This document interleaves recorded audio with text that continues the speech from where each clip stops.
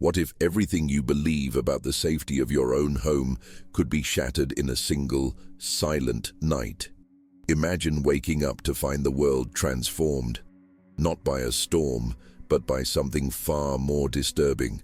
A trail of perfect hoofprints stretching across untouched snow, climbing over walls, crossing frozen rivers, and vanishing through locked doors. No animal could have made them. No human could explain them. In the winter of 1855, the people of Devon faced a terror that defied every law of nature, a presence that moved with impossible precision, leaving behind only fear, suspicion, and a chilling reminder that the unknown is always closer than we dare to think. Tonight, we're diving deep into the real-life nightmare of the Devil's Footprints, a mystery so unsettling it shattered the peace of an entire village and left scars that would never heal. What walked among them that winter? Was it a force beyond our understanding or something far more sinister? Stay with us, because by the end of this video, you'll see why some mysteries are best left unsolved and why the answers might haunt you long after the screen goes dark. But before we begin, a quick reality check. Most people who watch these stories aren't subscribed to the channel. If you crave more chilling tales and want to be the first to uncover the world's darkest secrets, hit that subscribe button now. Don't miss out, because the next story might just change the way you see the world forever. Now let's step into the snow and follow the tracks into the heart of the unknown. I had always thought of Devon as a place where nothing truly strange could ever happen. The winters were harsh, yes, but predictable. That's why on the morning of February the 9th, 1855, when I stepped outside and saw the snow blanketing the village in a perfect untouched sheet, I felt a familiar sense of calm. The world was silent, the air sharp and clean. But as I walked toward the gate, I noticed a line of marks in the snow. Neat, evenly spaced, running in a straight path across the yard. At first I assumed they were animal tracks, maybe a stray dog or a fox searching for food, but as I knelt to examine them, a chill ran through me that had nothing to do with the cold. The prints were unlike anything I'd ever seen. Each one was shaped like a small hoof, about 4 inches long and 3 inches wide, pressed deep into the snow as if made by something heavy. They ran in a single file, not 2 by 2 as you'd expect from a 4-legged creature. What unsettled me most was the way the tracks ignored every obstacle in their path. They climbed over the low stone wall, crossed the frozen stream behind my house, and continued straight across the fields, never breaking stride. It was as if whatever made them had no regard for the physical world, moving with a purpose that felt both deliberate and unnatural. I followed the tracks as far as I could, curiosity quickly turning to unease. They led straight through my neighbor's garden, up the side of his barn, and, impossibly, over the roof, where the snow was still undisturbed except for those same precise marks. I called out to anyone who might be awake, but the village was eerily quiet, as if the world itself was holding its breath. The only sound was the crunch of my boots and the distant caw of a crow somewhere beyond the hedgerows. By midday, word had spread, and small groups of villagers gathered, whispering and pointing at the tracks that seemed to run through every street and alley. Some tried to follow them, but the trail never ended. It simply continued, passing through locked gates, over tall fences, even disappearing under doors and reappearing on the other side. No one could explain how any living creature could move like that. The older folks crossed themselves and muttered about omens, while the children clung to their mothers, wide-eyed and silent. The air felt charged, as if something had shifted in the fabric of our ordinary lives. That evening, as the sun set behind the hills, a sense of dread settled over Devon. Fires burned low in the hearths, and families huddled together, curtains drawn tight against the darkness outside. I couldn't shake the feeling that something was watching us, something just beyond the edge of our understanding. The tracks were all anyone could talk about, at the inn, in the church, even in the schoolhouse where the teacher tried to calm the children with stories of ordinary animals and tricks of the snow. But no one could explain how the prints crossed the frozen river without breaking the thin ice, or how they appeared on rooftops without any sign of how the creature had climbed up or down. Some men, emboldened by fear and whiskey, set out with lanterns to follow the trail into the woods. They returned pale and shaken, claiming the tracks had led them in circles before vanishing at the base of an ancient oak. One of the hunting dogs refused to leave its master's side for days, trembling and whining whenever it was near the place where the tracks disappeared. Over the next few days, the phenomenon only grew stranger. New tracks appeared each morning, sometimes looping back over old ones, sometimes branching off in impossible directions. They went through haylofts, across narrow stone walls, and even through small pipes no animal could possibly fit through. At one point I saw a line of prints that seemed to begin in the middle of a snow-covered field, with no sign of approach from any direction. It was as if the creature had simply materialized out of thin air. Rumors spread quickly. Some said it was the devil himself, others whispered about witches or strange beasts escaped from traveling menageries. The local vicar tried to reassure us with scripture, but even he seemed unnerved by the persistence and precision of the tracks. People began locking their doors at night, and a few families packed up and left for relatives in neighboring towns. The sense of safety we'd always taken for granted was gone, replaced by a constant, gnawing anxiety that settled in our bones like the winter cold. Sleep became difficult. I'd lie awake, listening to the wind rattle the windows and the distant creak of branches under the weight of snow. Every so often, I'd imagine I heard footsteps crunching outside, slow and deliberate, following the same impossible path as the tracks. My mind raced with questions. Why here? Why now? And what kind of thing could ignore the laws of nature so completely? Even the bravest men in the village were uneasy, their voices hushed, their eyes darting to the door whenever a gust of wind sent the latch rattling.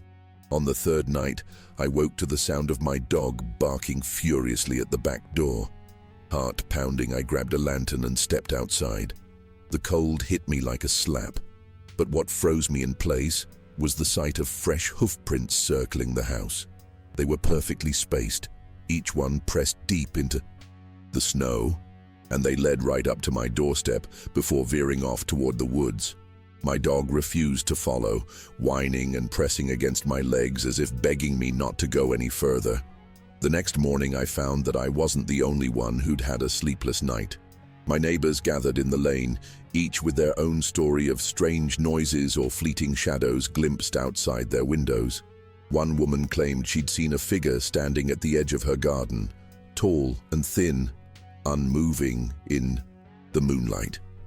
Another man swore he'd heard scratching at his shutters, though when he looked outside, there was nothing but the endless line of hoofprints, winding through his yard and disappearing into the distance. As the days passed, fear began to change us. People stopped venturing out after dark. The laughter and warmth that once filled our homes faded, replaced by suspicion and whispered prayers. Children were kept indoors, and even the livestock seemed restless, refusing to graze near the places where the tracks had passed. It was as if the village itself was holding its breath, waiting for something to happen, something none of us could name but all of us felt closing in. Some tried to make sense of it, clinging to any explanation that might restore a sense of order. A few insisted it must be the work of pranksters, though no one could explain how a human could leave such marks or move so silently through the night.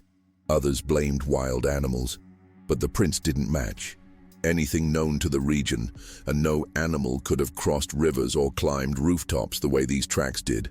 The local blacksmith suggested it was some kind of elaborate hoax, but even he looked uneasy when he saw the prints running straight up the side of his own workshop. The more rational explanations failed to comfort anyone. Each new morning brought fresh tracks, sometimes in places no one could reach without leaving their own footprints behind. We tried to sweep the snow, to erase the evidence, But by dawn, the marks would be back, undisturbed and perfectly aligned. It was as if the phenomenon was toying with us, reminding us of our helplessness, stripping away any illusion of control we thought we had over our quiet, predictable lives. One night, a group of men decided to put an end to the mystery. Armed with lanterns, rifles, and a determination born of desperation, they set out to follow the tracks deep into the woods. I watched them disappear among the trees, their voices fading into the darkness. Hours passed before they returned, pale and shaken, unable or unwilling to speak of what they'd seen. One of the men, usually the bravest among us, refused to leave his house for days afterward, his eyes darting to the windows at every sound. After that, something shifted in the village. It was as if the tracks had drained the life out of us, leaving only fear and suspicion behind. Neighbors stopped visiting each other, and the church pews were emptier every Sunday. Even the landscape felt different, colder, more hostile, as if the land itself had turned against us. The sense of community that once defined Devon was gone, replaced by a silent, mutual dread that lingered long after the snow began to melt. As winter dragged on, the tracks became less frequent, but their memory lingered. Every patch of fresh snow was met with suspicion. Every unexplained noise at night sent a jolt of fear through the village. Some people tried to move on, convincing themselves it had all been a trick of the weather or a shared delusion. But for many of us, the experience left a mark that couldn't be erased. We'd seen something that shouldn't be possible, something that defied every rule we'd trusted our whole lives. I found myself growing distant from friends and family, unable to shake the feeling that we had been singled out, chosen for reasons we'd never understand. Even as spring arrived and the fields turned green again, I felt uneasy walking the old paths. The world had changed, subtly but permanently. There was a crack in the surface of our reality, a reminder that not everything could be explained or controlled. And beneath that crack, something cold and patient waited, just out of sight. I hadn't thought much about the devil's footprints for years until I came across an old newspaper clipping while clearing out my father's attic. The yellowed paper contained a detailed account of that strange winter, complete with sketches of the tracks and testimonies from people I'd known. Reading it brought everything back: the fear, the confusion, the sense that something fundamental had shifted beneath our feet. But what struck me most was how clinical the article seemed, how it reduced our terror to a curious anomaly, a footnote in history. The article mentioned scientific theories that had emerged in the decades since, explanations involving weather patterns, animal behavior, even mass hysteria. But none of these theories addressed what I'd seen with my own eyes: tracks that climbed vertical walls, crossed frozen rivers without breaking the ice, and appeared in locked rooms with no sign of entry. The rational world had no place for such things, so they were dismissed or forgotten, pushed to the margins of acceptable reality. Sometimes I wonder if our minds simply refuse to accept what doesn't fit, smoothing over the impossible until it becomes just another story. But for those of us who lived through that winter, the memory is sharp and unyielding. I can still recall the silence of the snow-covered fields, the way the tracks seemed to pulse with meaning, as if spelling out a message none of us could read. Even now, decades later, I find myself glancing over my shoulder on cold mornings, half expecting to see those perfect, unbroken prints stretching off into the distance. The older I get, the more I realize how much was lost that winter. Not just our sense of safety, but our trust in the world's predictability. The Devil's Footprints became a kind of legend, a story parents told to frighten their children into obedience. But for me, it was never just a story. It was a reminder that there are things out there that don't care about our rules or our understanding, things that can reach into our lives without warning and leave us changed forever. Years passed, and the village changed. New families moved in, old ones faded away, and the story of the footprints became a curiosity, something to be mentioned in a passing but never truly believed. The fields where the tracks had once appeared were plowed and planted, the woods thinned for timber, the old stone walls crumbled and were rebuilt. Yet every so often, someone would mention the winter of the devil's footprints, and the conversation would grow quiet, eyes darting to the window, as if expecting to see something impossible waiting outside. I tried to let it go, to convince myself that what we experienced could be explained, that fear and superstition had clouded our judgment. But there were moments, quiet, unguarded moments, when doubt crept in. I'd find myself staring at a patch of untouched snow, searching for the faintest sign of a mark. I'd listen to the wind at night and remember the way it sounded during those endless, anxious weeks, as if it carried secrets meant for no human ear. One winter, many years later, I visited the grave of an old friend who'd never quite recovered from that season. As I stood there, the sky gray and heavy with the promise of snow, I felt the same uneasy tension I'd known as a child. The landscape seemed unchanged, familiar hedgerows, the distant line of woods, the same narrow lanes winding through the fields, but beneath the surface, everything felt different. I realized that the memory of those tracks had become a part of me, woven into the fabric of my life in ways I couldn't escape. That night, as the first flakes began to fall, I dreamed of the footprints again.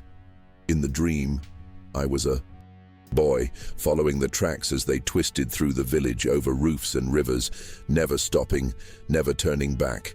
I woke with my heart pounding, the old fear sharp and fresh. It struck me then that the true horror of the devil's footprints was not in what they revealed, but in what they left behind. A lingering sense of vulnerability, a reminder that the world is stranger and more fragile than we ever want to believe. As I grew older, I found myself drawn to stories of other unexplained phenomena. Strange lights in the sky, mysterious disappearances, odd patterns found in remote places. None of them unsettled me quite like the devil's footprints had. There was something uniquely disturbing about the way those tracks had appeared overnight, silent and methodical, crossing boundaries no living thing should cross. It was as if the land itself had been marked, claimed by something that operated according to rules we could never understand. I sometimes wondered if anyone else from Devon still carried the same unease, or if time had softened the memory for them. For me, the feeling never really faded. It would return on cold, quiet nights when the world seemed too still and the past felt dangerously close. I'd find myself replaying every detail in my mind, the shape of the prints, the way the snow seemed to swallow sound, the hush that fell over the village as we all waited for something that never came. I avoided talking about that winter for a long time, afraid of sounding foolish or superstitious. But as the years wore on, I realized that silence only made the memory heavier. Occasionally, I'd meet someone who'd heard the story, usually as a half-remembered tale, stripped of its fear and urgency. They'd laugh it off or try to explain it away, but I could never join in. I knew what I'd seen, and I knew how it had changed me. The tracks were more than just a mystery. They were a wound, a reminder that certainty is always an illusion. Sometimes late at night, I'd find myself standing at the window, looking out over the fields. I'd watch the snow fall and wonder if, somewhere out there, the impossible was happening again. I'd imagine waking up to find a new set of prints cutting across the landscape with the same impossible precision. The thought filled me with dread, but also with a strange sense of anticipation.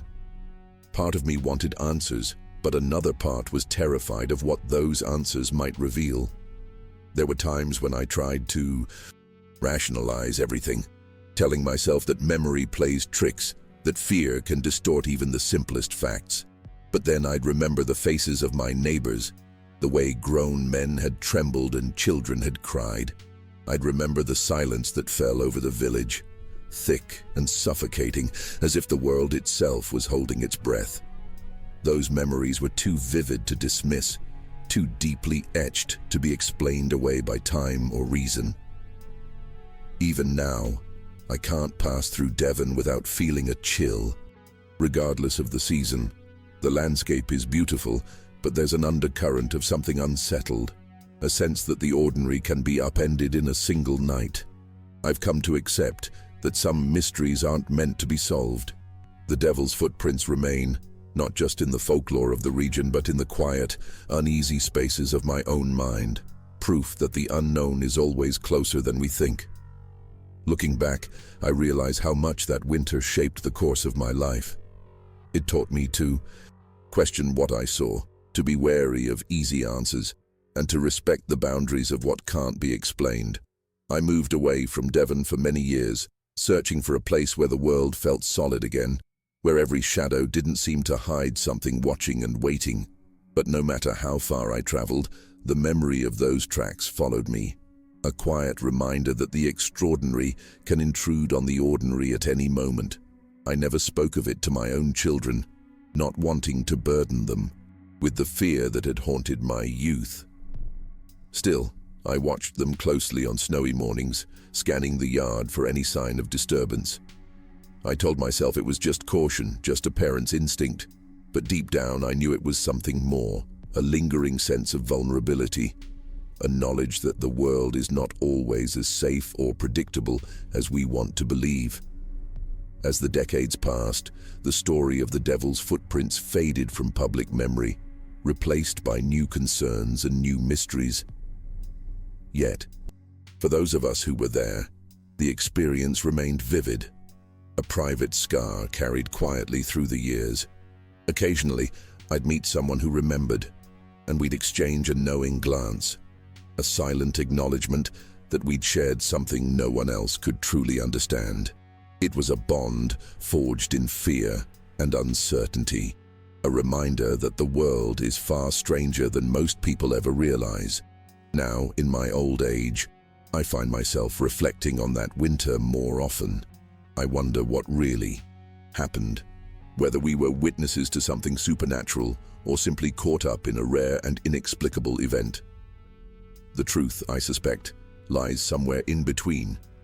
What matters most is not the explanation, but the impact it had on us, the way it forced us to confront the limits of our understanding, and the way it lingered, quietly shaping the people we became. Sometimes when the snow falls thick and silent, I feel the old tension return. I'll wake in the night and listen for sounds outside, half expecting to hear the crunch of footsteps on fresh snow. The fear isn't as sharp as it once was, but it's still there, lurking beneath the surface. I've learned to live with it, to accept that some questions will never be answered. The world is full of mysteries, and not all of them are meant to be solved. That winter taught me humility and a kind of respect for the unknown.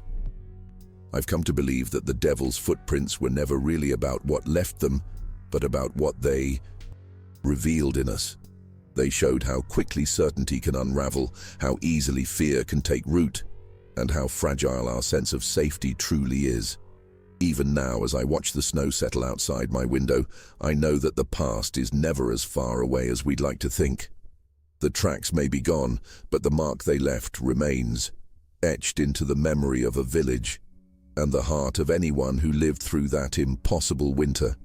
I sometimes wonder what would have happened if we'd never found those tracks. If the snow had melted a day sooner, or if a storm had covered them before anyone noticed. Maybe life would have gone on as it always had, and the village would have remained untouched by fear and suspicion. But I doubt it. I think the world has a way of reminding us now and then that we are never as secure as we believe.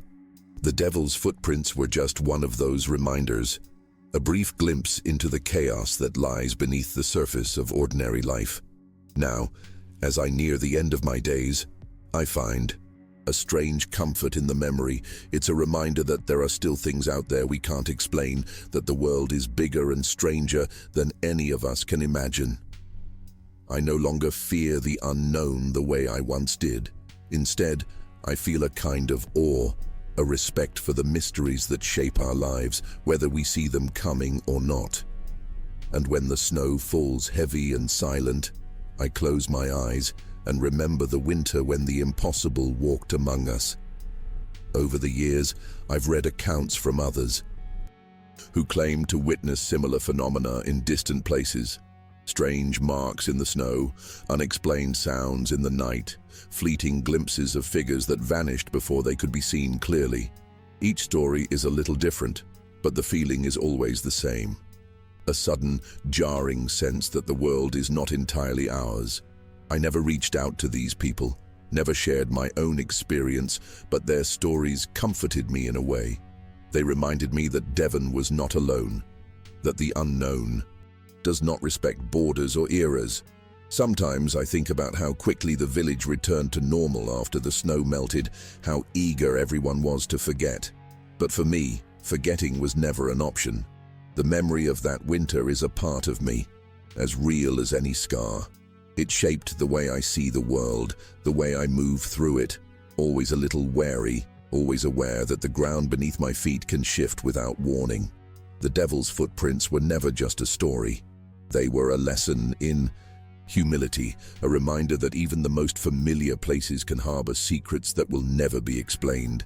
As the years slipped by, the story of the Devil's Footprints faded into folklore, something mentioned in passing at gatherings or whispered to children on stormy nights. But for those of us who lived through it, the memory never truly faded. Even now, I sometimes wake from uneasy dreams, convinced I've heard the soft, deliberate crunch of hooves outside my window. I'll lie still, listening to the silence until I'm certain it's only the wind or the shifting of old timbers in the house. I've learned to live with the uncertainty, to accept that some mysteries are destined to remain unresolved. The world is full of strange and unsettling things, and perhaps it's better that way. The Devil's Footprints forced us to confront the limits of our understanding, to recognize that not everything can be explained or contained. In a way, I'm grateful for that lesson. It taught me to be humble, to look at the world with a sense of wonder, and to never take the comfort of certainty for granted. Now, when winter comes and the snow falls thick over Devon, I find myself drawn to the window, watching the white fields for any sign of disturbance. Most years there's nothing but the tracks of birds or the occasional fox, but every so often I catch myself searching for something more, something impossible. I know it's unlikely, perhaps even foolish, but the memory is strong, and old habits die hard. There's a part of me that almost hopes to see those perfect, single-file prints again, just to prove that the world is still as mysterious as it once seemed. In the end, the Devil's Footprints remain a part of me, woven into the fabric of my life and the history of our village. They are a reminder that the unknown is always closer than we think, and that the line between the ordinary and the extraordinary is thinner than we'd like to admit. As I grow older, I find comfort in that uncertainty. The world is vast, unpredictable, and full of secrets.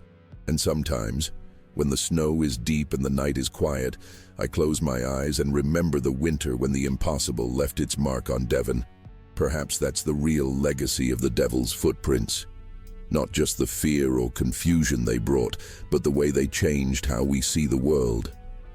They taught us that even in the most familiar places, the extraordinary can break through, leaving us with questions that linger long after the snow has melted. I don't know if anyone will ever truly solve the mystery, or if it was ever meant to be solved, but I do know that for a brief moment we glimpsed the vastness of what lies beyond our understanding. So when the wind howls and the snow falls heavy, I remember that winter. I remember the silence, the wonder, and the fear. And I remind myself that it's all right not to have all the answers. Sometimes the greatest mysteries are the ones that remain, quietly shaping our lives, reminding us to look a little closer at the world around us, and to never lose our sense of awe at what we cannot explain. What do you think really happened that winter in Devon? Was it something natural, or did the Devil's Footprints reveal a truth we're not meant to understand? Share your thoughts and theories in the comments. I want to know what you believe, and if you've ever experienced something that defied explanation. If this story sent chills down your spine, don't forget to subscribe and turn on notifications That's the only way to make sure you never miss the next unsettling mystery we uncover. Stories that could change the way you see the world. And if you're ready for more, click on the next video appearing on your screen. It's one you won't want to watch alone. Thanks for joining me tonight. I'm Jack, and I'll see you in the shadows of the next mystery.